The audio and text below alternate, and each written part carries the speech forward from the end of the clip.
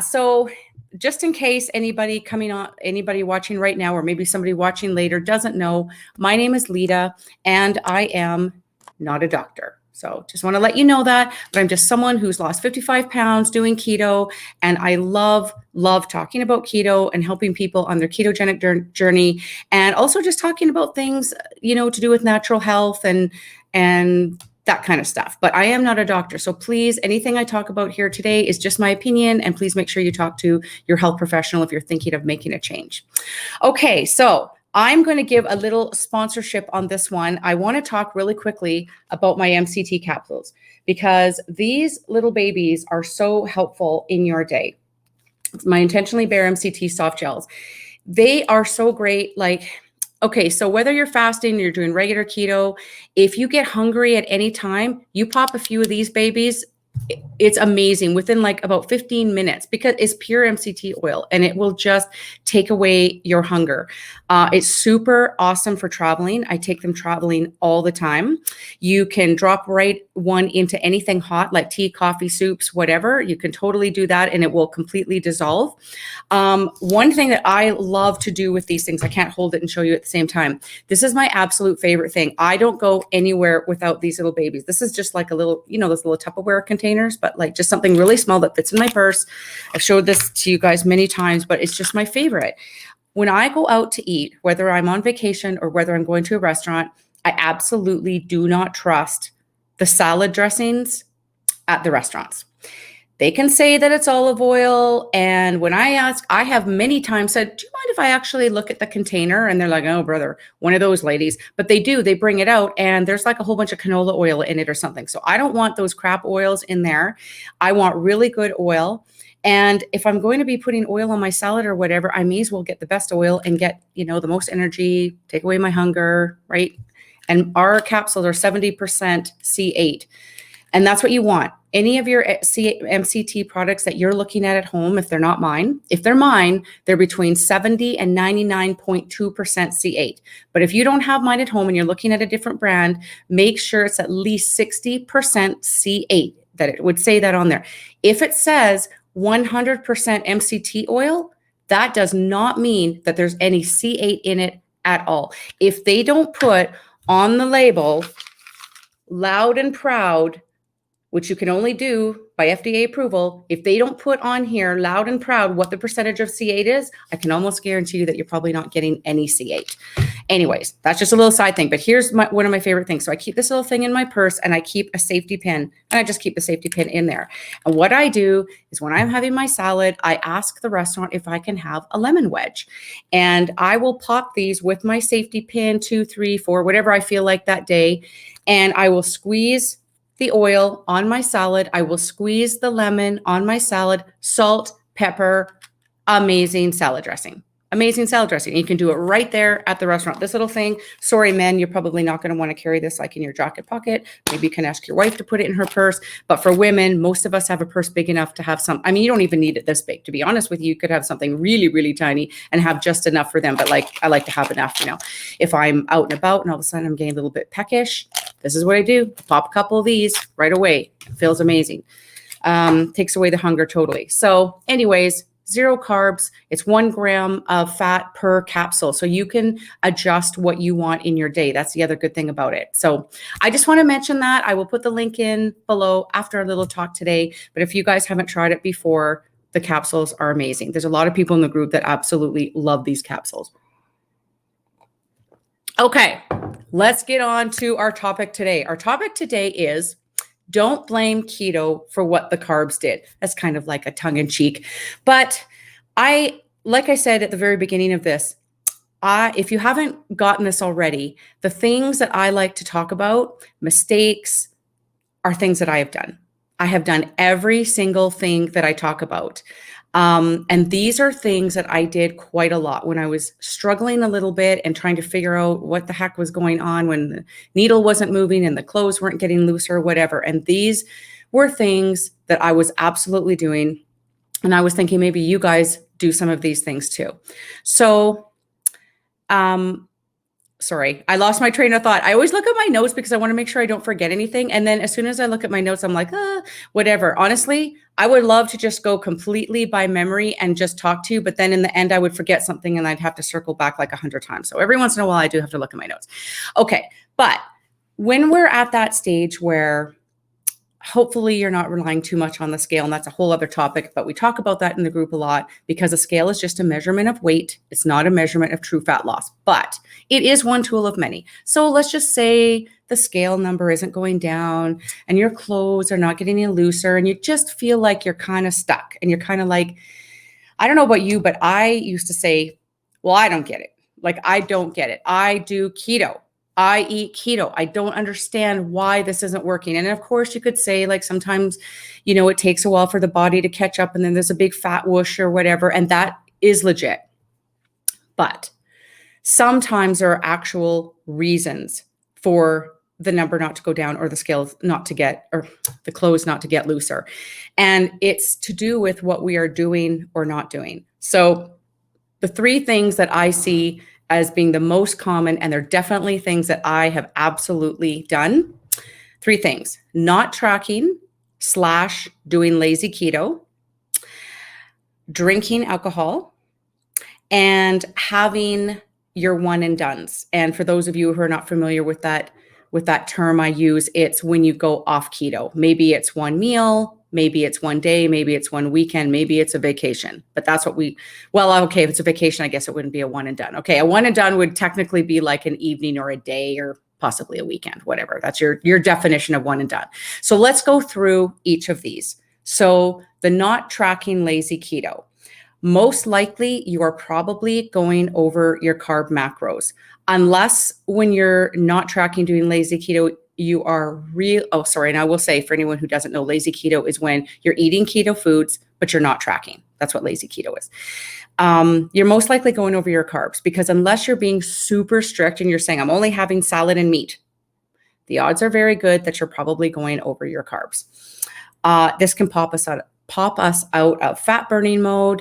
And we also might not be getting enough protein, and getting enough protein is very important. We also might be going over in our calories. And this is something that, we don't focus as much on the calories when we eat keto because we get a little bit more leeway with the way that we eat, but they still do matter. I mean, I have many times maintained or gained my way into gaining weight eating keto, because I wasn't tracking and my calories were really high. Even though it was very healthy food, if I'm bringing in too many calories than my body is burning, I'm not a super big exerciser, so I'm not burning it off so much, that is going to be a problem. So also when we're not tracking and when we are doing lazy keto, it's so much easier to go, oh, what the heck?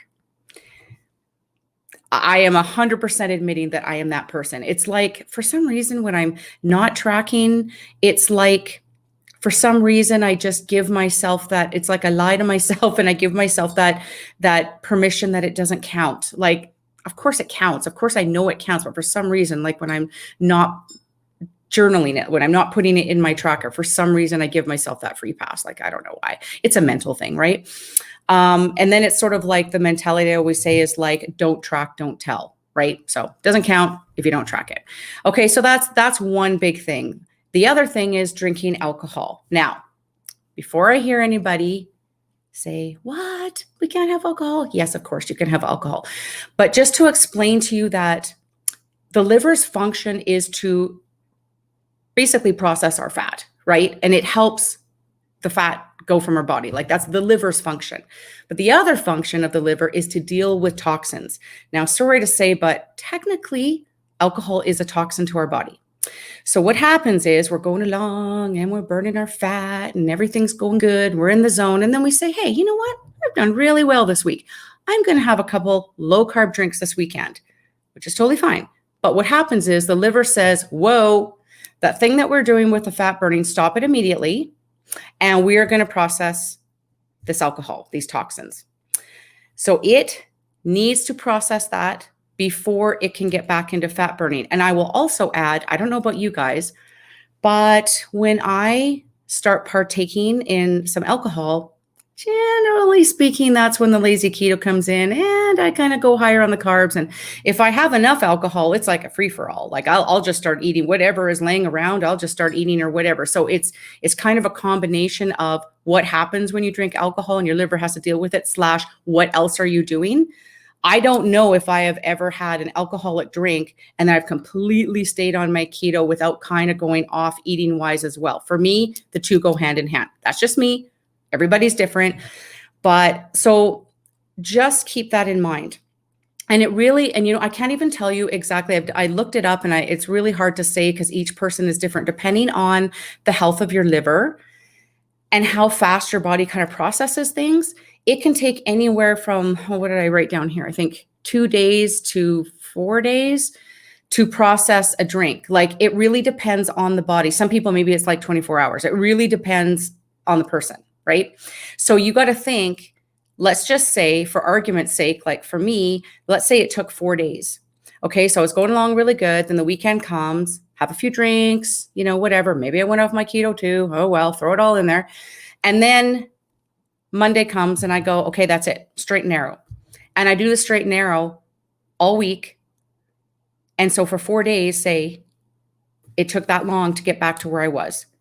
I think it actually takes longer for me. Based on past history, I would say it takes longer, but I'm just going to do this for an example. 4 days.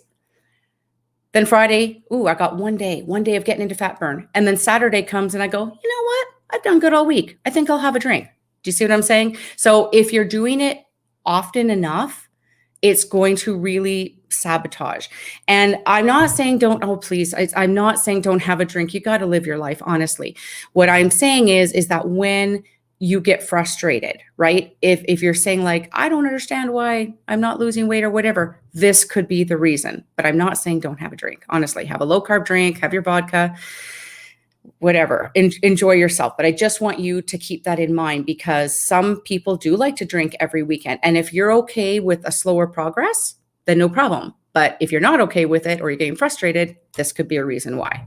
So for me, I do enjoy having a drink, not going to lie. But what I've kind of done is instead of having it more frequently, because I used to be that almost every single weekend, I would have a drink or two.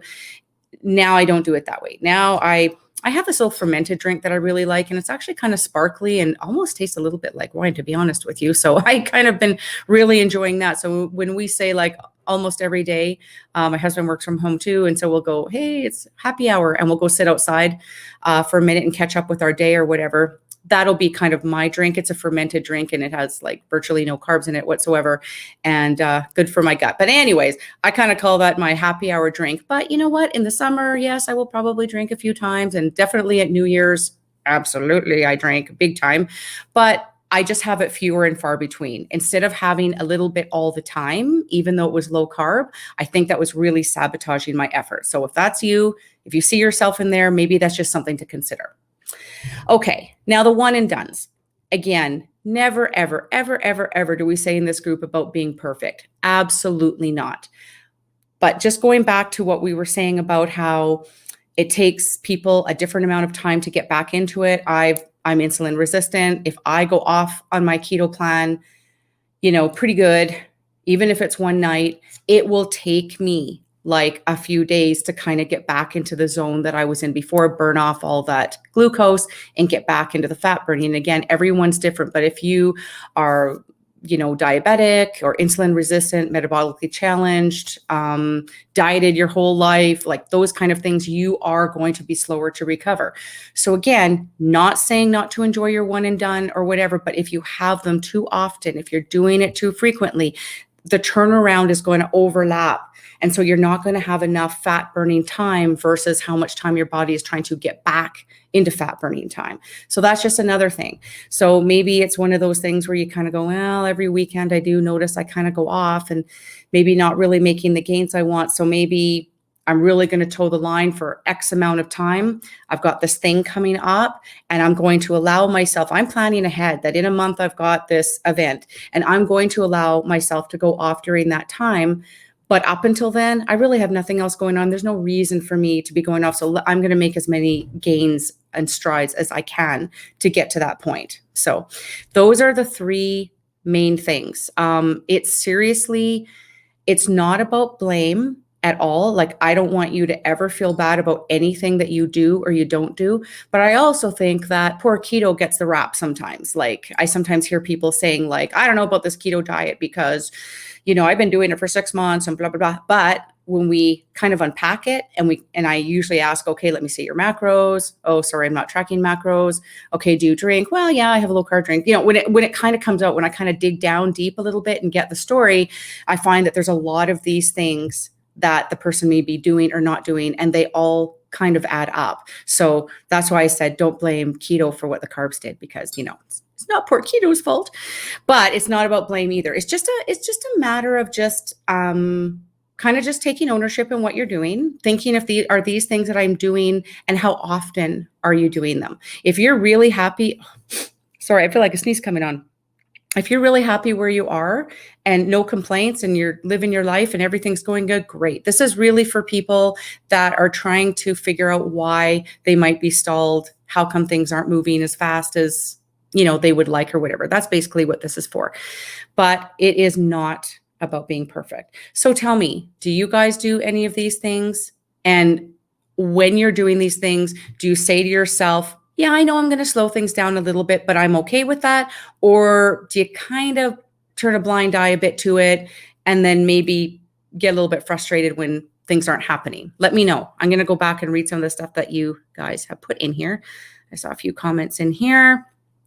Linda said, I've lied to myself at times, and the only person that can take accountability is oneself. I know from experience, I lost 45 pounds in the first year, 10 to my goal on the second year, still have 10 pounds. It's like I'm sabotaging myself, hanging on to this 10 pounds. I'm afraid to get to goal. And then what? Well, there is definitely that possibility too, Linda.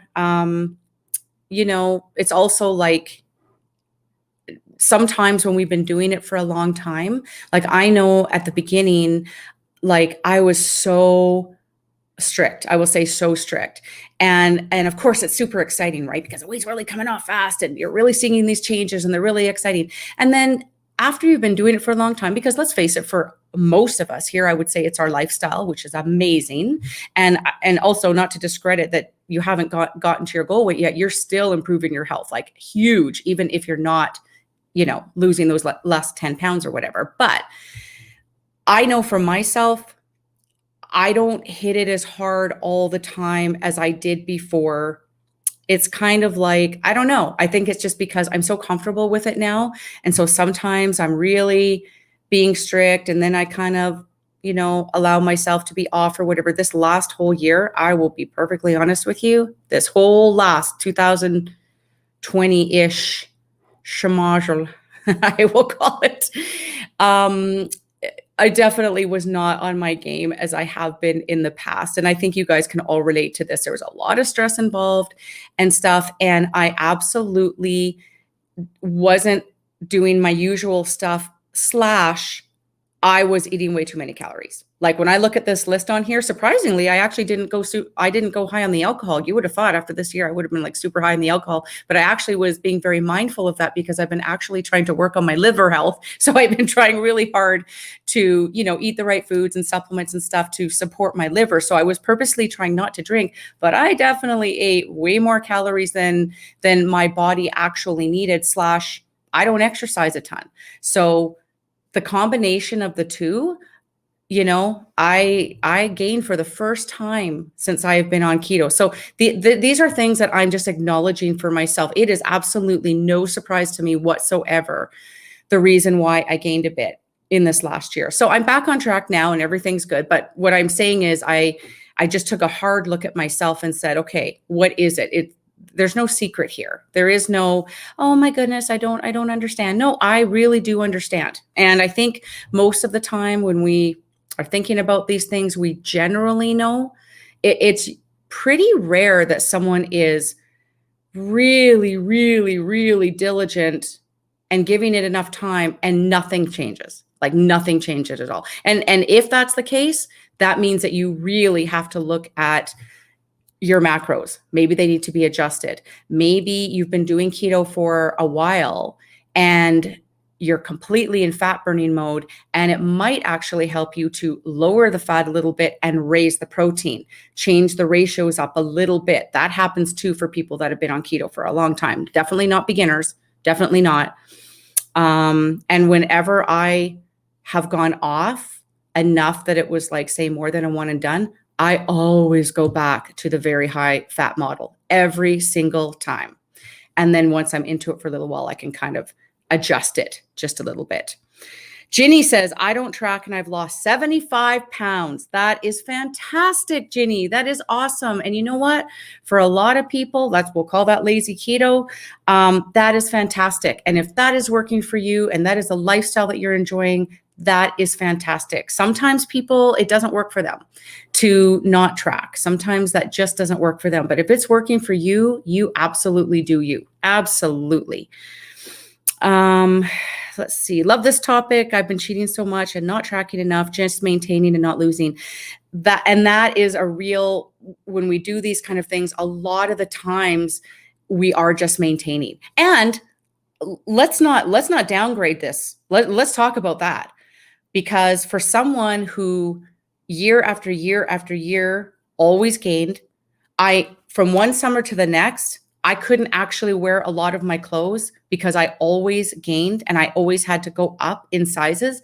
Just maintaining is awesome. Okay, so I don't want to discredit maintaining. Maintaining is phenomenal. There is nothing wrong with maintaining whatsoever.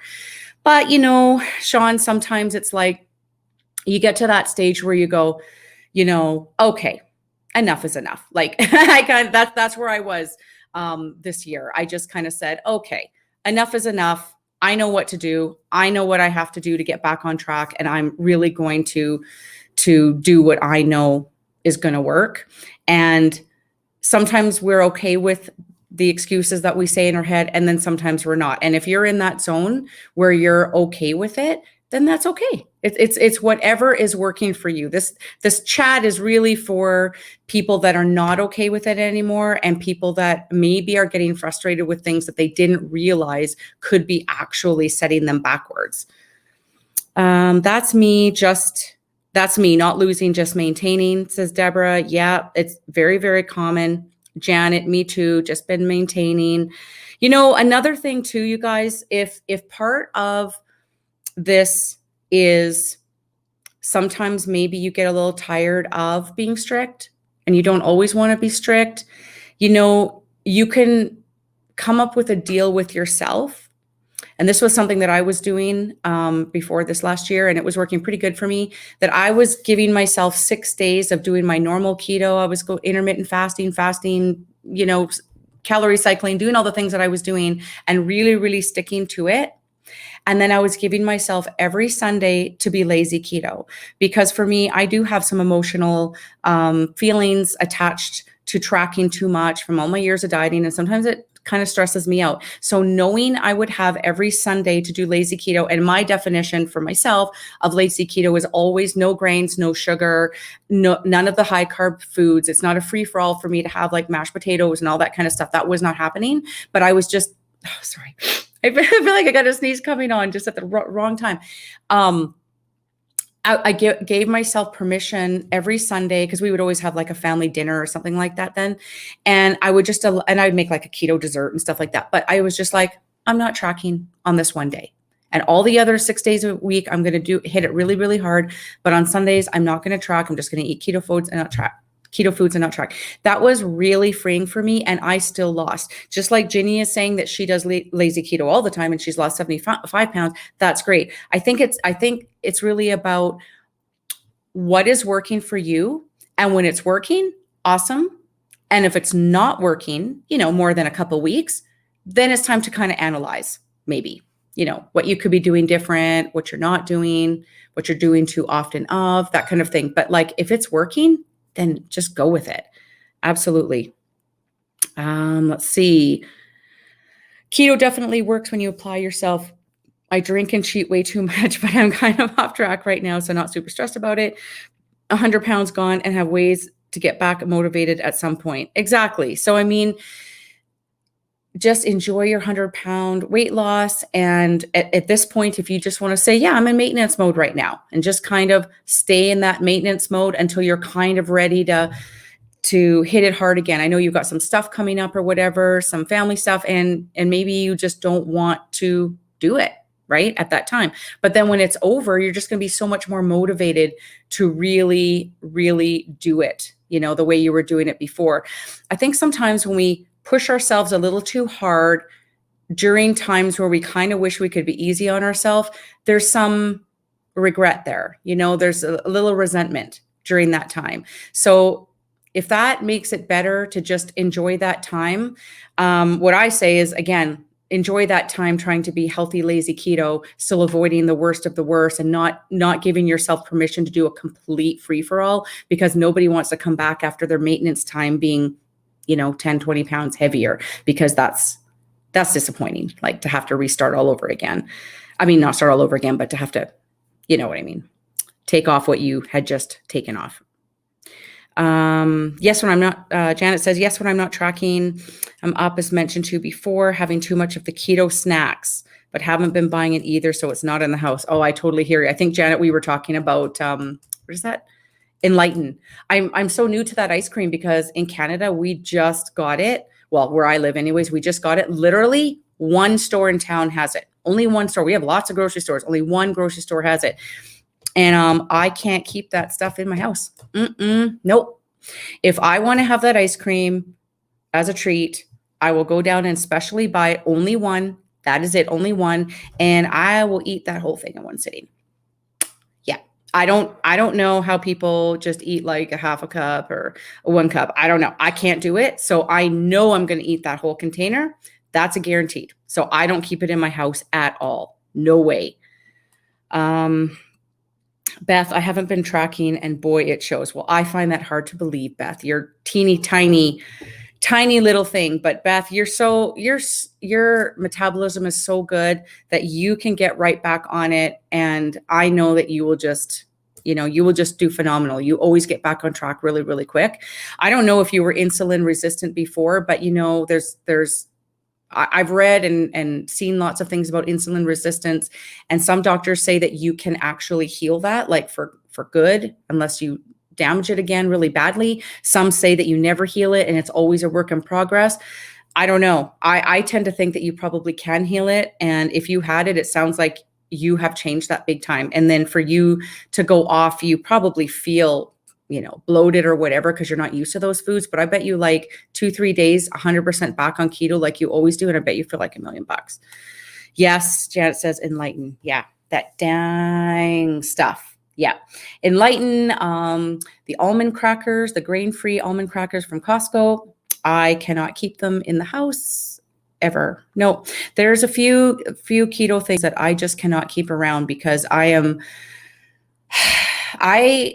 will always be a carb addict, and I will always be, if given the right opportunity, I will be a binge eater.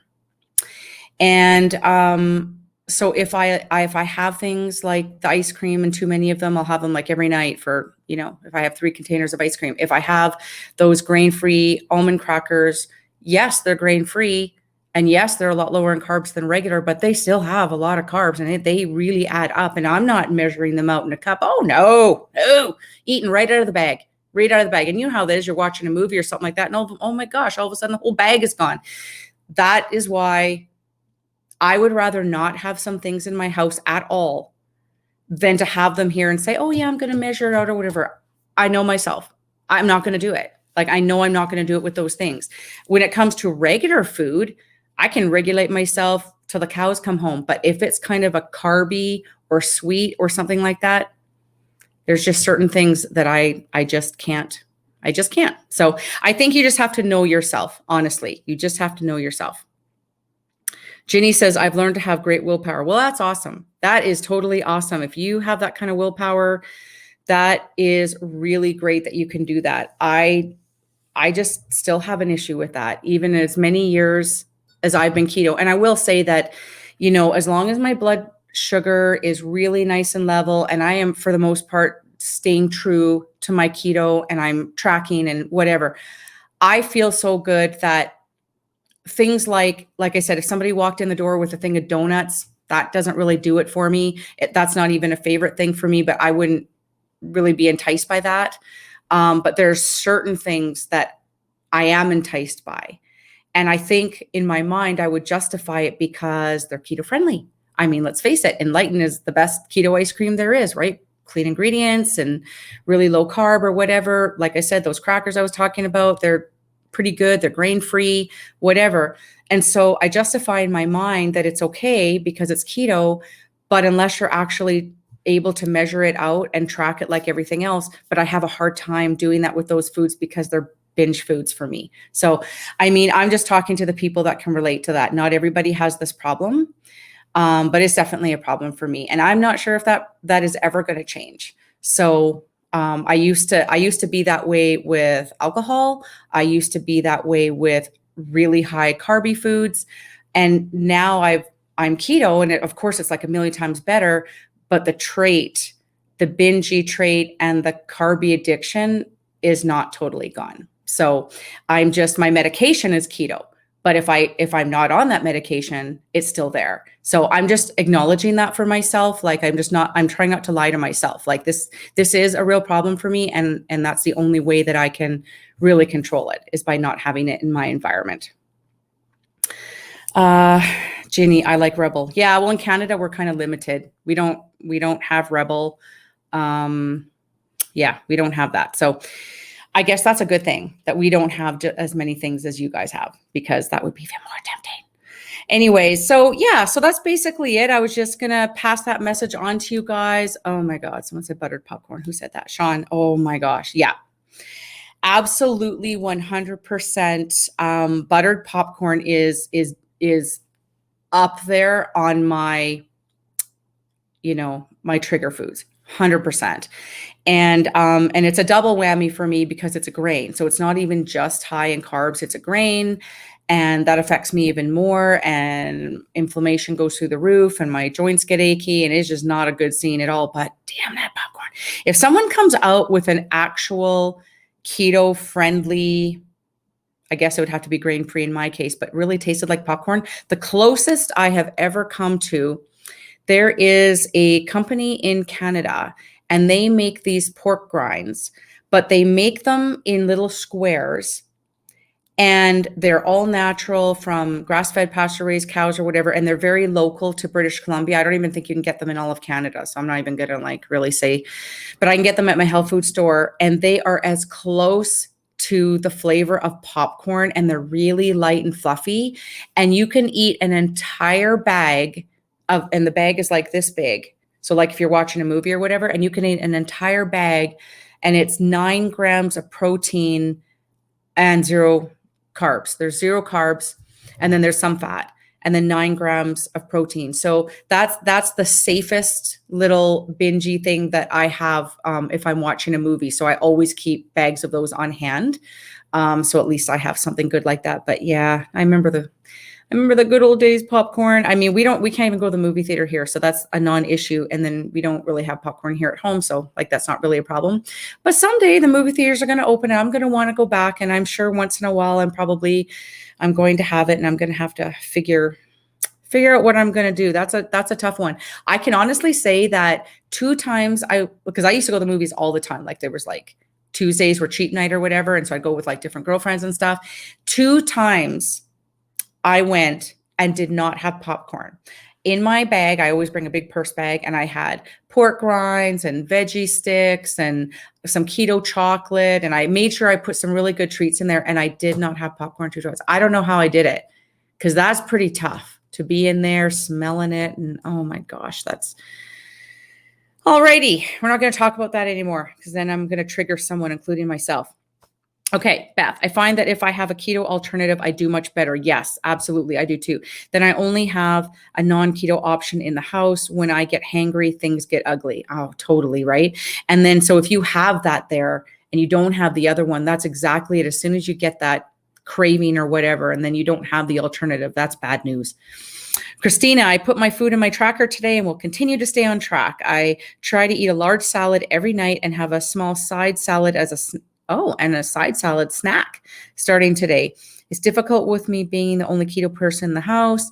I started exercising plus my walking, haven't gained weight. I'm so happy. You know what? That's awesome. That's awesome. You're doing so good. You're getting all your steps in and everything, which is so great. I just want to address what you said about you're the only keto person in the house. That is way more common than having more than one keto person in the house. I will say that. Most people, for whatever reason, they think that all these other people in here have a house full of keto people. That is so rare. It is so rare that I hear someone say that, oh, my husband and I are both doing it, or my whole family is doing it. That's really rare. I've been the only keto person in my house since day one.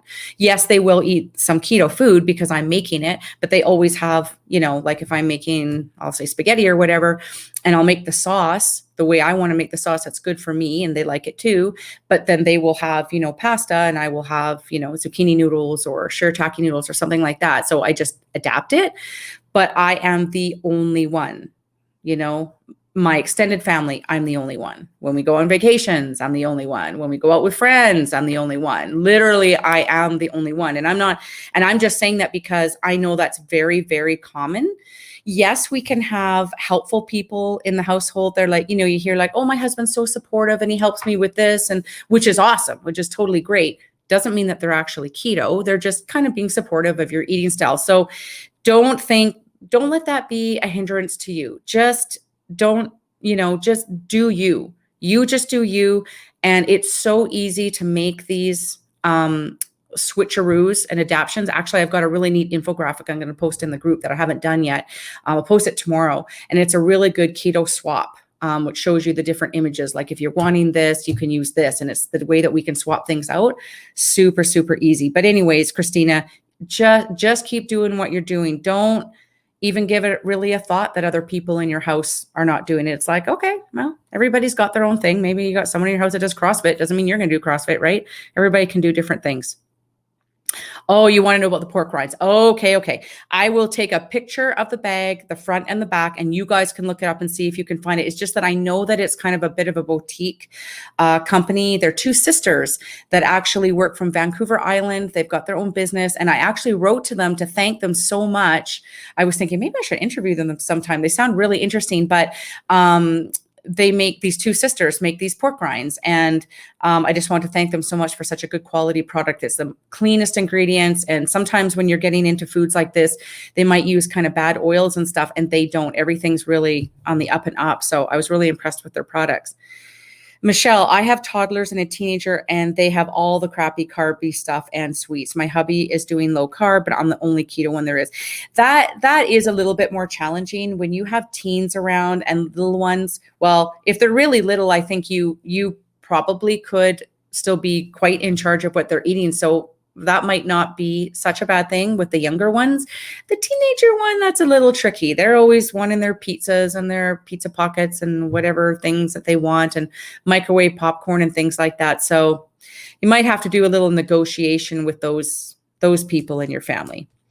Janet, love pork rinds. Okay, I will give you guys that brand. I'll pop it in here specifically, and then I'll post it also in the group. I'll put it in two places. And yeah, you guys can see if you can find them. They really do taste like popcorn. Like, I'm not kidding you. Like, they're pretty dang close, like as close as I've ever tasted. Beth, my teens prefer keto, believe it or not. I totally believe it. I wish so much that I had known about this when my kids were teens, because I think they would have been all over it too. They love everything that I make. They have no issue with my stuff being keto. It's just that sometimes they would prefer to have, rice with something. I shouldn't even say they. My son actually is totally doing keto and fasting and is doing amazing. And he's done so well. I'm just going to say it because I'm so proud of him. And I promised that I wouldn't post anything in the group until he's done or whatever. But he's lost 75 pounds since January. So that's like a lot of weight to lose. So I'm so proud of him. He's doing so good, and he's just feeling so good about himself. But anyways, when he's totally done and gets where he wants to be or whatever, he promised that I could post something in the group and show before and after and stuff like that. So I will definitely do that time. But even, my daughter doesn't do keto specifically, but loves the food. My husband does too. So we kind of eat generally kind of like that with just some adaptions. So yeah. Anyway, yeah, I know, Beth. I'm just so proud of him. Like, he's just done so amazing. Like, he's working out, and yeah, he's just, yeah, proud mama here. Proud mama. He's 24.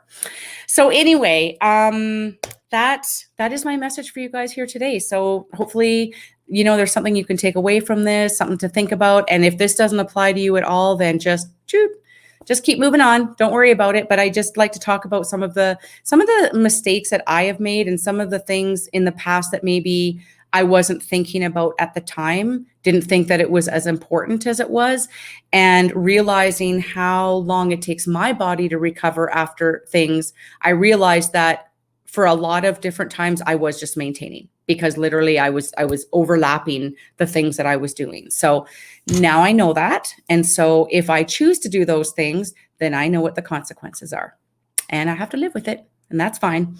Anyway, oh, thank you so much, Janet. Yeah, thank you. I will tell him. Your good wishes, you guys. Thank you very much, Kelly and Beth, and Sean and Lisa, everyone, and Patricia. Okay, I'll read this to him after. He'll be flattered. Anyways, you guys, thank you so much for coming out tonight, and I will promise to post that pork rind picture in here later, so you guys can look and see if you can find it. Okay, all right, great talking to you guys. Take care. Bye. Hey guys, before you go, hit the like and subscribe button if you haven't already, and hit the bell notification so you can be notified every time we have a new video posted. Also, down in the description, I will have links to everything that we talked about in our chat today, including information on how you can join my Intentionally Bare Keto support group. See you next time.